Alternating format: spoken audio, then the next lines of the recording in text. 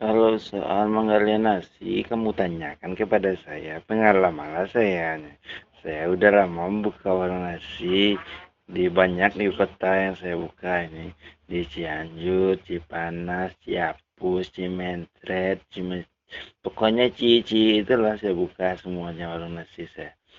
Modal warung nasi saya itu makan aja nggak ada yang gratis, bayar semua. Kini cari uang payah ya, Yowana. Payah mana sih kita sini ya kan? Yowana percaya lah.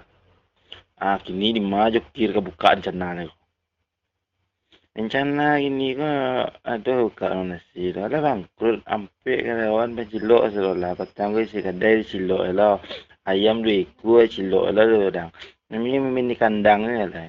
Kadang ada telur, kadang tak sedekah lah untuk memenuhi kebutuhan rumah tangga lah namanya kan.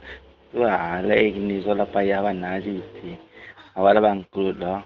Pengalaman kalau dia aja dapet kan nangis ya mulai mulai. Ale